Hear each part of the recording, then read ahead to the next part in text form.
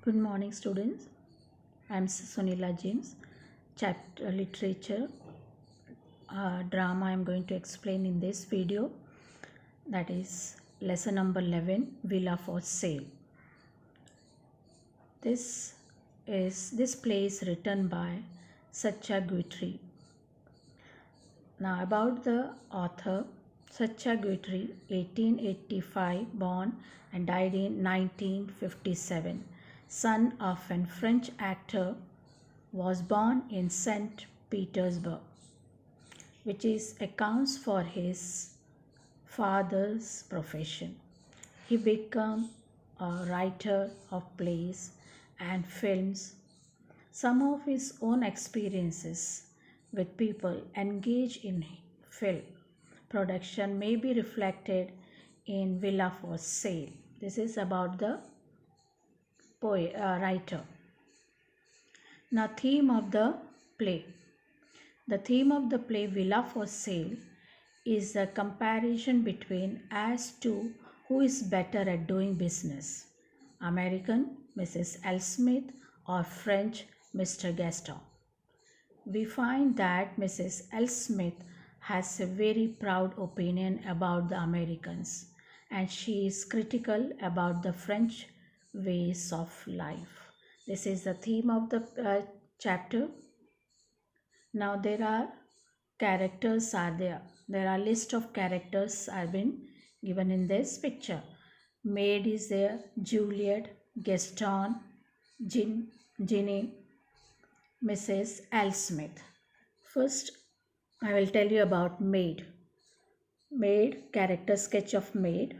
The character of Maid is quite conventionally portrayed in this play. She tries to convince her madam against selling the villa, and that too at such an adverse time when business was not running in their favor. That was the character sketch of Maid. Then is the Juliet, owner of the villa. Juliet is a fairly nice lady.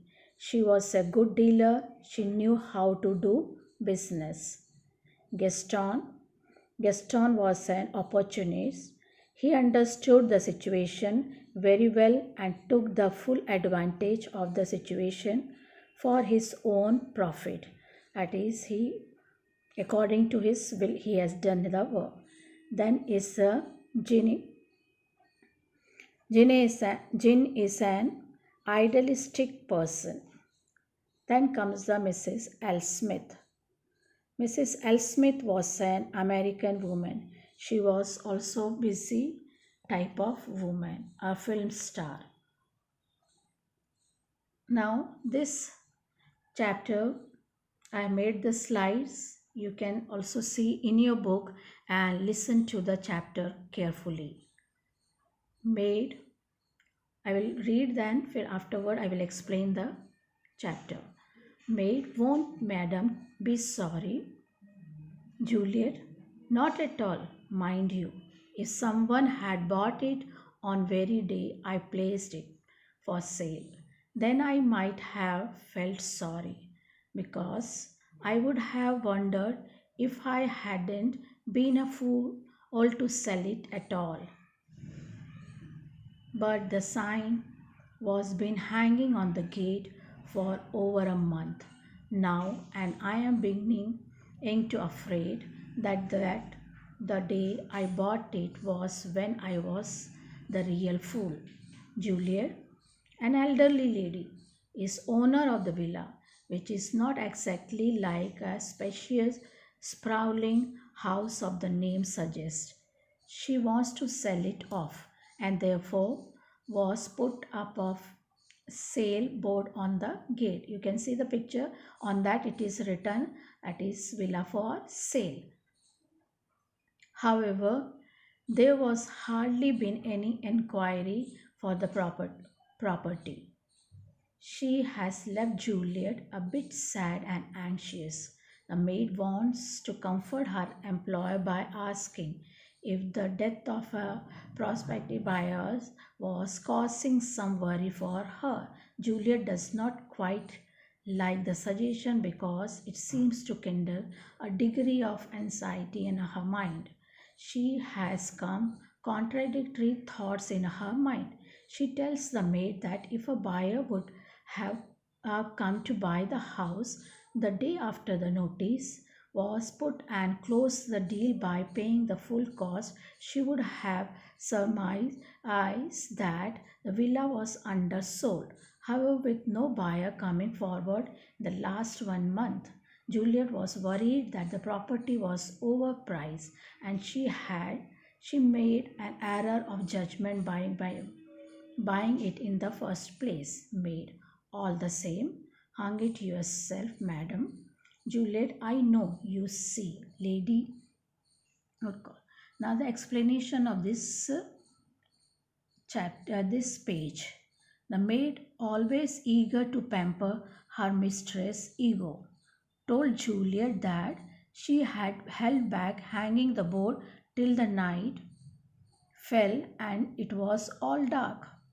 This was enough to conclude that Juliet was in tearing hurry to sell the villa. This was enough to conclude that she was hurried to sell the villa. Juliet said she put it on the night darkness as passerby can't read the board at night, and thus she could delay the sale for the day and prolong her stay a bit longer. Juliet thought buyer would throng her villa the next day, waving to outdid each other in effort to buy the prize property. To the landlady's disappointment, none came although or 7 days went by and nobody came to buy the villa. She felt awkward while looking at the solitary board that seemed to yearn for buyer's eyes. To add to his misery, her neighbors appeared to look at her with accusal eyes. They were looking with accusal eyes with her eagerly. That made her feel somewhat diminished before them. Now it is the month since the board was hung. But the 1 month the board was being hanging on the villa. Yet not a single buyer was approached. Juliet, her mind is getting restless. Now she wants the sale to go through. Somehow she is ready to lower the price if that could lead to an yearly closure. Apparently, Juliet had bought the property for 50,000 francs. Francs is the money of that place some years back. Now she wants just 100,000 francs. Quite a bargain, Juliet feels. She reckons that she can get up the 200,000 franc for villa, but it is a vain hope. Juliet is now ready to sail down her expectations to get rid of the uncertainty. In the last 1 week, some 4 hour buyers had come to inquire, but they appeared to be non-serious one. 4 people came to inquire about the villa, but they were not serious to buy that. It was heightened Juliet again.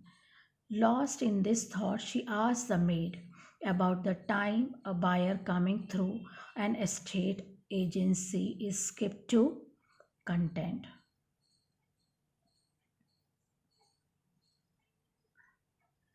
Next is the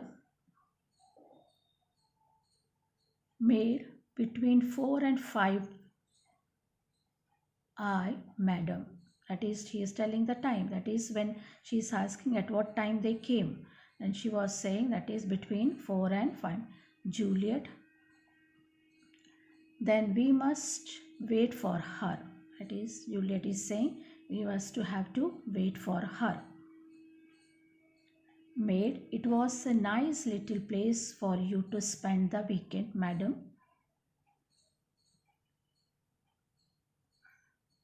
Maid,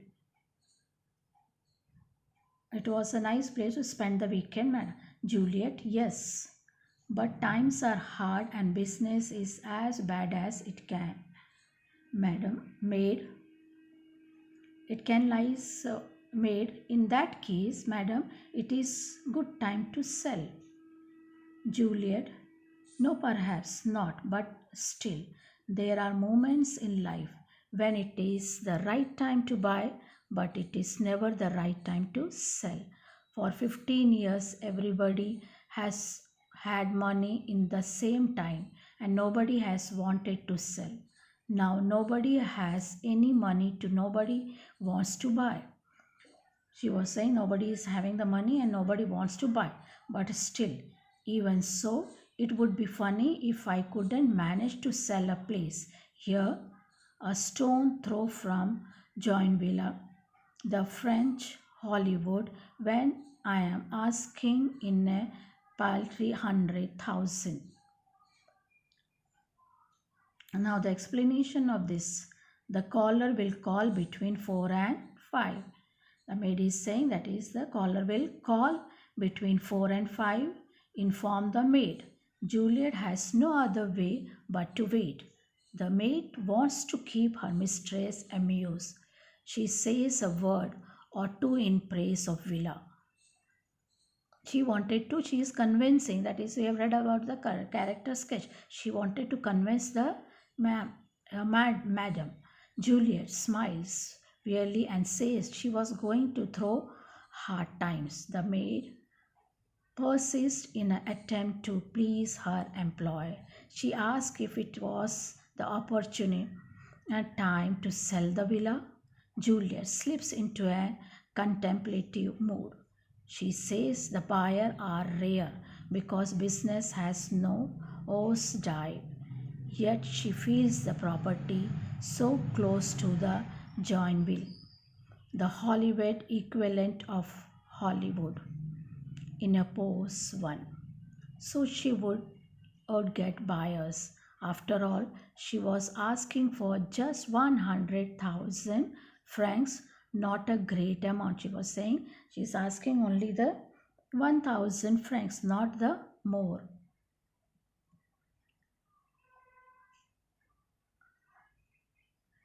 Then maid. That reminds me, there is a favor I want to ask you, madam. Juliet. Yes, what is it, my girl? Maid. Will you be kind enough to let me off between 9 and noon tomorrow morning? Juliet. From 9 till noon. Maid. They have asked me to buy in a film.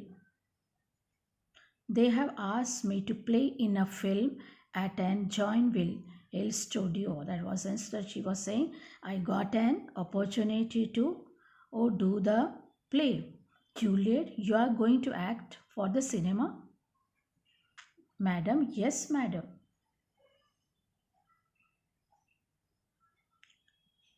Juliet, what kind of part are you going to play?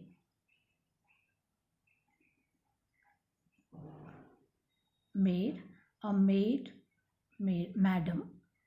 They prefer the real article. They say maids are born, maids are not made. And maids, they are giving me 100 francs a morning for doing it. Juliet, 100 francs? Maid, yes, madam. And as you only pay me 400 a month, she was been regretting, that is, you are only paying me 400 and for one day they are giving me 100 francs.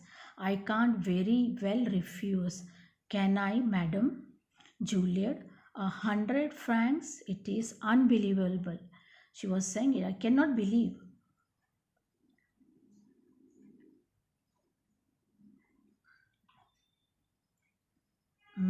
Maid, will you permit me, madam, to tell you something I have suddenly thought of? Juliet, what? Maid, they want a cook in a film as well. They asked me if I knew of anybody suitable. You said just now, madam, that time very hard. Would you like me to get you the engagement? Juliet, what? Maid, every little helps, madam, especially, madam, as you have such a funny face. Juliet, thank you.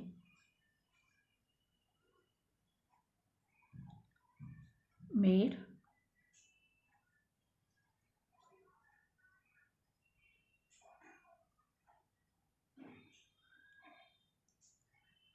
they might,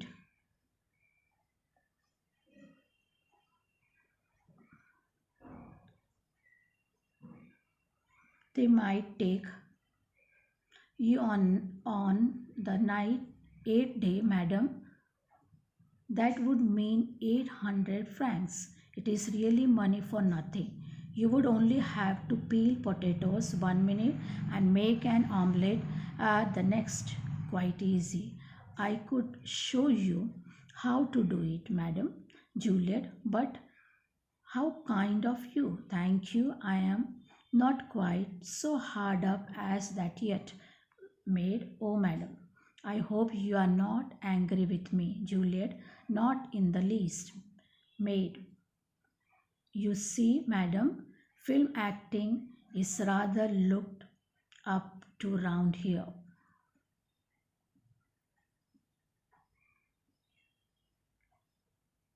Everybody wants to do it. Yesterday, the butcher didn't open his shop. He was being shot all the morning. Today, nobody could find the four policemen. Everybody is interested in the film. The four policemen. They were taking part in the Monsieur Milton's fight scene in the new film. Nobody thinks about anything else around here now. You see, they pay so well. The manager is offering 1,000 francs for a real beggar who had nothing to eat for 2 days. Some people have all the luck. Think it over, madam. Now, the explanation of this two slides. Sensing her mistress' friendly mood, the maid asks for a few hours break the next morning. She says she has got a chance to do a small role in a may aid in a film being shot in nearby Joinville studio. She was saying that she has got the chance to do the role as a maid. She got the offer as a film people needed a real maid, not a maid, a one to do the, that is, they want the real person, natural role. They had offered her a very handsome payment of 100 francs for this fleeting appearance. Juliet is both amused and surprised to hear. She was being surprised that is they are giving this much amount. The maid has more surprises but her sleeves are for her mistress. She says the film crew are looking for someone to do the role of a cook. She was offering the role to her madam also. She dares to suggest that her mistress could do the role admirably as she was nicely sculptured faces benefited for that. She was saying your face is fit for that role, you can do it.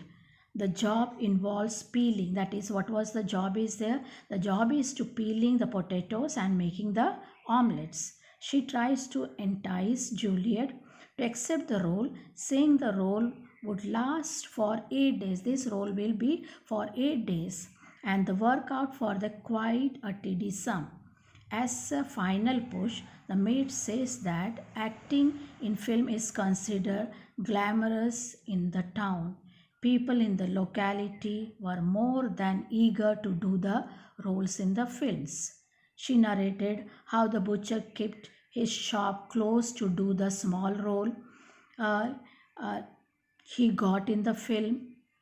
She was telling that is the butcher is doing. Then she was saying that four policemen of the local had taken a day off to do the fight scene in the Monsieur Milton's fight scene. The film crew were offering 1,000 francs to enlist the services of a real life beggar. with a truly famished look. Reeling off information like this, she tried to bring the lady around to doing the cook role. Why she was been telling all these things? She was telling that is the madam can also do the role of an cook. Juliet, thanks, I will.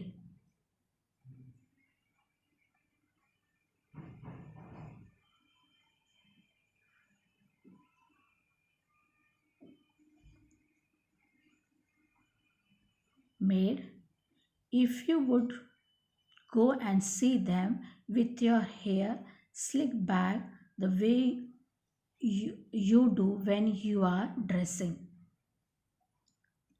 Madam, I am sure they would engage you right away because really, madam, you look too comical. Juliet, thank you. The bell rings. I am going upstairs for a moment. If that is the lady, tell her I will not be long. It won't do to give her impression that I am waiting for her. Maid, very good, madam. Exit Juliet as she runs off the open the door front. Oh, if I could become a Greta Grabo, why can't I? Oh, voice heard of a second later made return showing in Gaston and Ginny. Maid, if you will be kind enough to sit down, tell I will tell Madam you are here. Jane, thank you. Exit the maid. Gaston. They call that a garden. Why it is a yard with a patch of grass in the middle. Ginny, Jean, but the inside of the house seems very nice, Gaston. Gaston, 25 yards of cretonne and dash of paint. You can get that anywhere. Ginny, that's not fair. Wait until you have seen the rest of it. Gaston, why should I? I don't want to see the kitchen, to know that the garden is a mite, that the saloon is impossible. Jenny, what is the matter with it? Gaston, matter? Why you can't even call it a saloon? Jane, perhaps there is another. Gaston, never mind. The other, I am talking about this one. Jane, we could do something very original with it. Gaston, yes. Make it an annex or to the garden. Jenny, no, but a kind of study. Gaston, a study? Good Lord, you are not thinking of going in for studying, are you? Jen, don't be silly. You know perfectly what a modern study is. Now, the explanation of this, Juliet consents to her maid's proposition. The maid still can't stop coaxing her mistress to do the cook role. She said Juliet hairdo is just right for the role. She says the film people would need little time to decide for the participation. The bell rings, disrupting the two's conversation. Juliet feels the visitor is one of the buyers who was due to come around that time in order that to give an impression that she is no great hurry to sell her villa, decide to retreat to the first floor so that the buyer is made to wait for a while. She rushes as of fast and instructing her maid accordingly. The prospect of acting in a film lift her mood. For a while, she fancies herself as another Greta Garbo, the celebrated actress of the silver screen. Soon the maid opens the front door and ushers in the visitors. It is not the buyer who was scheduled to come, instead, it is an husband's wife team. Gaston and his wife, Jeannie, has come to see the property. The maid leaves after making the couple seated comfortably. The husband and wife are alone. Gaston talks very disapprovingly about the villa.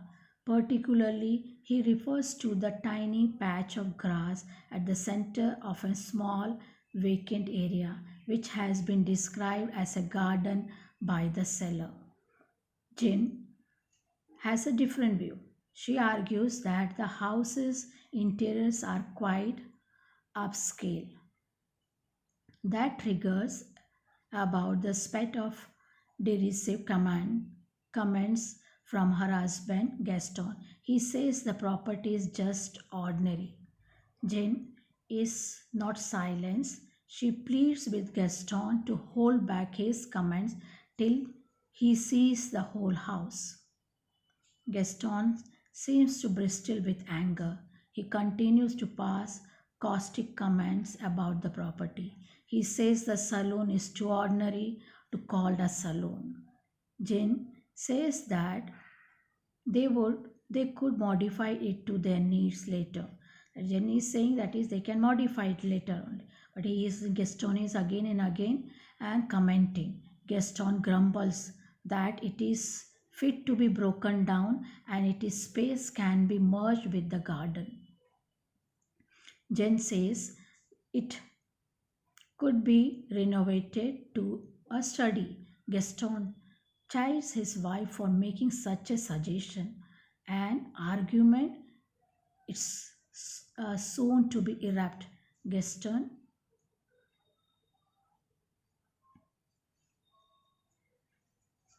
no, I don't. Jin, well, it is a place where one gathers. Gaston, where one gathers what? Jen, don't be aggravating, please. If you don't want the house, tell me. So at once we will say no more about it. Gaston, I told you before we crossed the road that I didn't want it. As soon as you see a sign villa for sale, you have to go inside and show her it. Jin, but we are buying a villa, aren't we? Gaston, we aren't. Jin, what do you mean? We are not? Then we are not looking for villa? Gaston, certainly not. It's just an idea you have stuck in your head for the past month.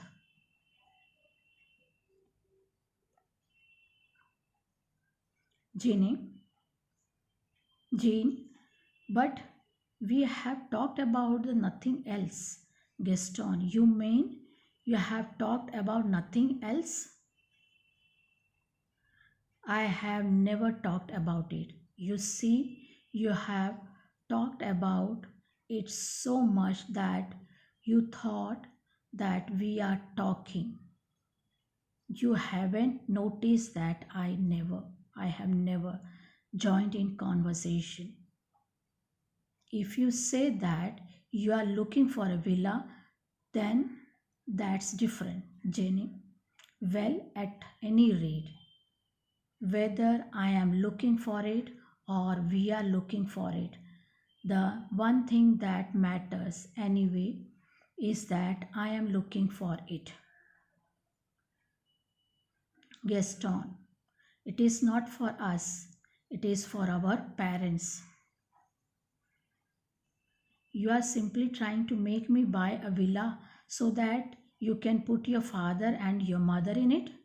You see, I know you. If you know got what you want, do you realize what would happen?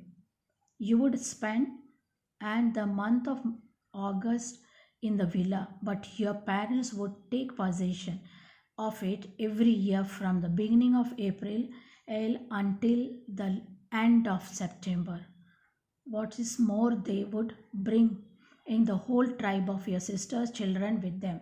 No, I am very fond of your family, but not quite so fond as that, Jenny. Then, have you been looking over villa for the past week, Gaston?